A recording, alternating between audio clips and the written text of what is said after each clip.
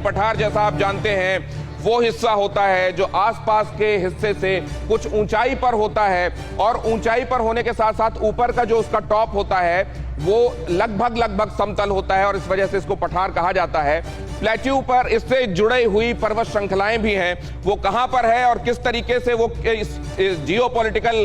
Equation के हिसाब से महत्वपूर्ण है पामीर, जरा वो भी देख लेते हैं। यहां आपको चीन नजर आ रहा है, यहां अगर आप देखेंगे तो ये पाकिस्तान है, उससे जुड़ा हुआ ये अफगानिस्तान का इलाका है। इधर तजाकिस्तान है और तजाकिस्तान पाकिस्तान चीन की अफगानिस्तान की सीमाएं जहां मिल रही हैं, वहां है पामीर का पठार। पामीर के पठार से जाकर हिंदू कुश की पर्वत श्रृंखला भी मिल रही है, उससे जाकर हिमालय की जो पर्वत श्रृंखलाएं हैं वो भी मिल रही हैं और इस लिहाज से इसको कहा जाता है कि ये सेंट्रल एशिया के लिए दरवाजा है। असल में पहले जो व्यापारी आते थे या जो लुटेरे आते थे, जब उनको इस तरफ आना होता था हिंदुस्तान की तरफ, तो वो इसी हिस्से का इस्तेमाल करते थे। अगर व्यापारियों को इधर जाना होता था मिडिल एशिया की तरफ, तो इधर से ही होकर वो आगे निकलते थे और इस लिहाज से आप देखें ये है पामीर का पठार। यहां काराकोरम जहां हम बता रहे थे अभी डीएसडीबीओ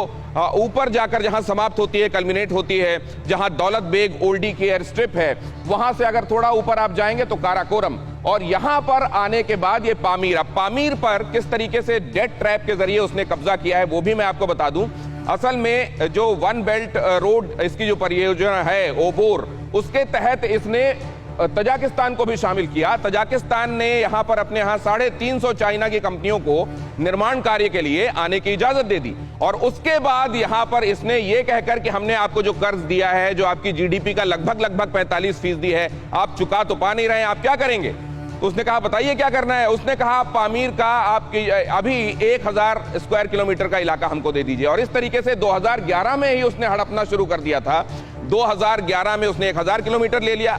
स्क्वायर किलोमीटर और अब कह रहा है कि पामीर तो असल में हमारा हिस्सा था, वो तो करीब 150-200 साल से दुनिया के दबाव में हम पामीर को अभी अपने में शामिल नहीं कर रहे थे, लेकिन अब वक्त आ गया है कि पामीर हमको दिया जाना चाहिए क्योंकि ये तो हमारा हिस्सा था, ये हमारा ही था ऐतिहासिक रूप से। अब इस बात से तजाकिस्तान फिक्रमंद हो गया है, उसको ये लग रहा है कि पामीर का पठार जो कि उसके देश का लगभग आधा, क्योंकि 41 कुछ हिस्सा है जिसको कॉन्स्टिट्यूट करता है, अगर वो ले जाएगा पूरा चीन तो उसके पास बेचारे के पास बचेगा क्या। लेकिन उसकी गरीबी का ही फायदा उठाते हुए पहले उसको पैसे दिए गए और अब ये कहते हुए कि मेरा कर्ज वापस करो, नहीं दे पा रहे हो तो पामीर मुझे दो, पामीर हमारा ही था हमको दे दो, ये कहते हुए उससे पामीर का पठार कब्जाने की कोशिश की जा रही है। लेकिन अब इससे फिक्र में कौन कौन है? इससे फिक्र में हिंदुस्तान तो है ही, जैसा मैंने आपको बताया इधर